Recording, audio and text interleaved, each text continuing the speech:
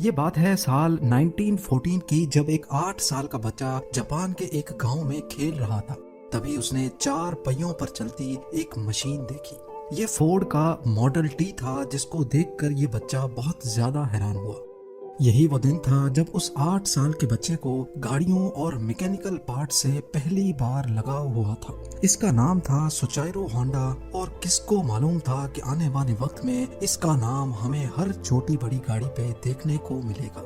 GeM TV की videos में एक बार फिर से खुशामदीद। नाजरीन, 1906 में जापान के माउंट फूजी के करीब एक छोटे गांव में सुचाइरो होंडा की पैदाइश हुई थी। उनके वालिद लोहार होने के साथ साथ पार्ट टाइम में साइकिल रिपेयर का काम भी करते थे। होंडा के 5 बहन भाई पहले ही मुख्तलिफ बीमारियों की वजह से मर चुके थे, लिहाजा उसके माँ बाप को अपने इस बच्चे से काफी उम्मीदें थी। लेकिन उसको पढ़ाई से तो कोई लगाव नहीं था, अलबत्ता अपने बाप के साथ साइकिल रिपेयर करने में होंडा को ज्यादा दिलचस्पी थी। जब वो 16 साल का हुआ तो उसने न्यूज़पेपर में जॉब का एक ऐड देखा।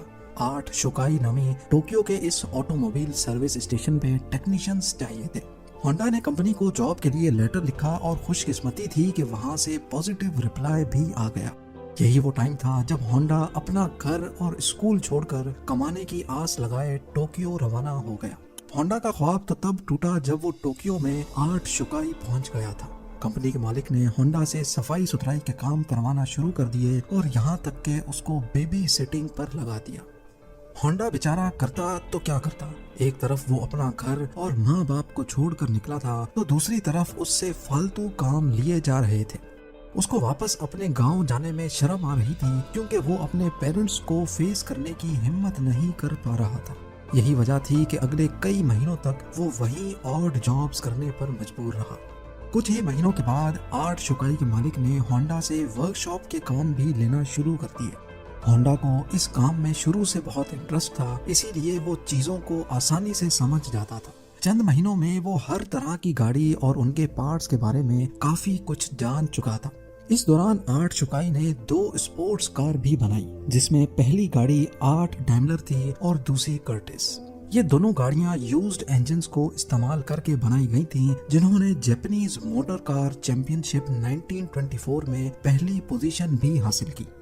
होंडा अभी तक एक अच्छा मैकेनिक था, लेकिन इस रेस में वो ड्राइवर के साथ इंजीनियर के तौर पे बैठा था। यही वो इवेंट था जिसके बाद सुचाइरो होंडा ने मोटर स्पोर्ट्स को अपना रिलीजन बना लिया। अगले कई सालों तक वो 8 शुकाई में ही जॉब करता रहा और अपने एक्सपीरियंस को बढ़ाता भी रहा। 1928 में 22 साल की एज में उसके मालिक ने अपनी एक और ब्रांच खोलने का फैसला किया। ये ब्रांच हमामात्सु शहर में होना थी, जिसको चलाने के लिए मालिक ने होंडा को जिम्मेदारी देकर वहां भेज दिया। होंडा ने 8 शुकाई की इस नई ब्रांच को एक वर्कर से शुरू किया था और सिर्फ 2 ही सालों में 30 वर्कर्स तक पहुंचा दिया। वो अब एक ब्रिलियंट मैकेनिक और रेसिंग ड्राइवर भी बन चुका था। उसने अपनी महारत का फायदा उठाते हुए अपने मालिक के लिए एक स्पोर्ट्स कार डिजाइन की। ये गाड़ी 120 किलोमीटर पर आवर की स्पीड से चल सकती थी, जिसने पुराने सारे रिकॉर्ड तोड़ दिए थे। ये रिकॉर्ड अगले 20 सालों तक जापान का हाईएस्ट रिकॉर्ड बना रहा। 8 शुकाई के मालिक के दिल में होंडा की अहमियत मजीद बढ़ चुकी थी। वो अपना खुद का वर्कशॉप खोलना चाहता था, लेकिन शायद किस्मत को ये मंजूर नहीं था। 1936 में रेसिंग के दौरान होंडा का एक हौलनाक हादसा हो गया। इस एक्सीडेंट में उसकी जान तो बच गई, लेकिन उसका लेफ्ट बाजू फ्रैक्चर हो गया, शोल्डर डिसलोकेट हो गया और चेहरे पर कई जख्म आ चुके थे। उसको अपनी जिंदगी यहीं खत्म होते दिखाई दे रही थी। ना वो मैकेनिक का काम कर सकता था और ना ही रेसिंग में हिस्सा ले सकता था। कई महीनों के बाद वो जब दोबारा ठीक हुआ तो उसने 8 शुकाई के मालिक से रिक्वेस्ट की कि वो अब ये रिपेयरिंग का काम नहीं कर सकता, बल्कि उसने आइडिया पेश किया कि क्यों ना वो अब स्पेयर पार्ट्स बनाने के लिए एक अलग कंपनी शुरू करे। 8 शुकाई के स्टेक होल्डर्स ने होंडा का ये आइडिया फौरन रिजेक्ट कर दिया। उनको ऑलरेडी प्रॉफिट्स मिल रहे थे और कोई भी नहीं चाह रहा था कि नया रिस्क लिया जाए। इसी पर होंडा ने डिसाइड किया कि पार्ट्स मैन्युफैक्चरिंग की कंपनी वो अकेले ही खोलेगा। 1936 में 30 साल की उम्र में उसने अपने दोस्त के साथ मिलकर टोकाई सेकी हेवी इंडस्ट्री खोली और अपने दोस्त सिचाइरो काटो को उसका प्रेसिडेंट बना दिया। कंपनी तो वो खोल चुके थे, पर होंडा के पास इसको चलाने के लिए कोई इन्वेस्टमेंट नहीं थी। वो दिन भर आर्ट शुकाई के लिए काम करता था, जबकि रात में अपनी नई कंपनी के लिए खुद इंजन पिस्टन बनाने की कोशिश करता था। अगले कई महीनों तक वो इसी रूटीन पे चलता रहा, लेकिन उसको कोई कामयाबी ना मिल सकी। उल्टा वो लगातार शिफ्टें लगा लगा कर कमजोर हो चुका था। एक के बाद एक नाकामी उसका रास्ता रोके बैठी थी। तभी उसने मेटलर्जी में महारत हासिल करने के लिए एक यूनिवर्सिटी में एडमिशन ले लिया। 1939 में 3 सालों की लगातार मेहनत करने के बाद वो आखिरकार एक पिस्टन बनाने में कामयाब हो ही गया। अब उसने आर्ट शुकाई से जॉब छोड़ दी और फुल टाइम पिस्टन बनाने में लग गया। पर उसको ये मालूम ही नहीं था कि उसके बनाए हुए पिस्टन में अभी भी कई फॉल्ट्स मौजूद हैं। उसने टोयोटा कंपनी को अपने पिस्टन ऑफर किए तो टोयोटा ने 50 में से 47 डिजाइन्स रिजेक्ट कर दिए। ये खबर होंडा पर बिजली बनकर गिरी, क्योंकि उसके पास अब वापसी का भी कोई रास्ता नहीं था। उसने मुख्तलिफ कंपनीज की रिक्वायरमेंट्स को समझने के लिए पूरे जापान के दौरे लगाना शुरू कर दिए। अलग अलग फैक्ट्रीज में गया, कार मैन्युफैक्चरर से मिला। अगले कई साल उसने मार्केट को समझने में लगा दिए और उसके बाद होंडा ने एक बार फिर से पिस्टन बनाए। इस बार ये पिस्टन सारी कंपनीज के क्वालिटी कंट्रोल पास कर चुके थे। उसको धड़ाधड़ ऑर्डर्स मिलना शुरू हो गए और एक बार फिर से होंडा को अपने ख्वाब पूरे होते दिखाई दिए। ऑर्डर्स को पूरा करने के लिए उसकी कंपनी ने 2000 वर्कर्स को भी हायर कर लिया। होंडा की ये खुशी सिर्फ चंद महीनों की मेहमान थी, ये किसको मालूम था।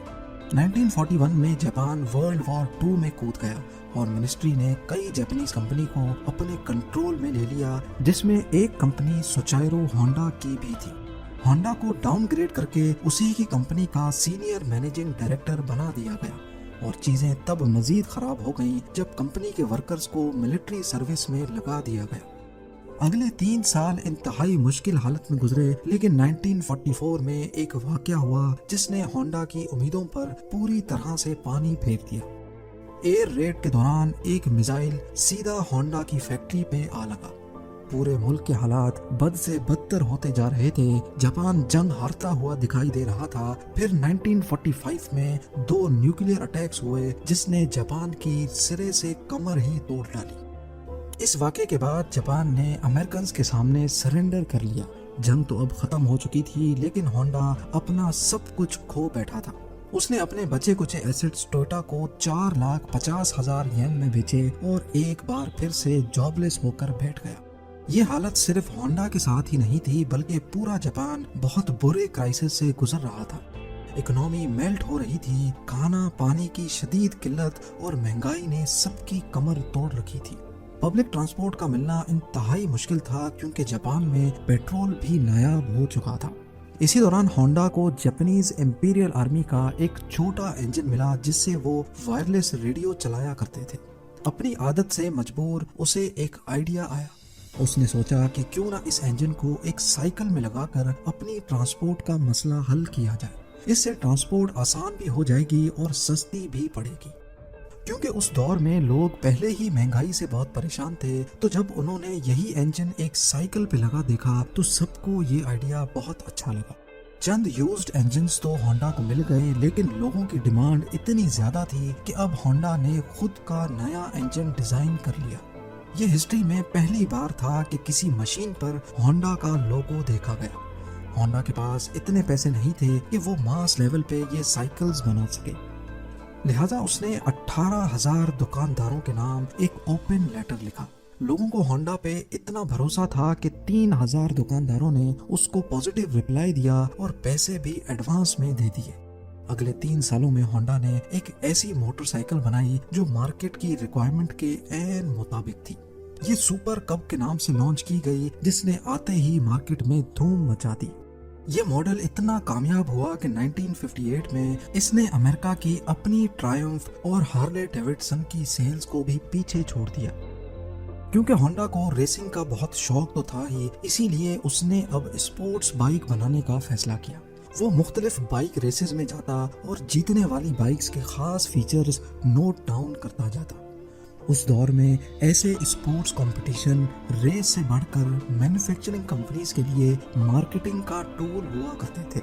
चंद सालों में होंडा की पहली स्पोर्ट्स बाइक लॉन्च की गई, जिसने 1962 इंटरनेशनल रेसिंग कंपटीशन में पहली पोजीशन हासिल की।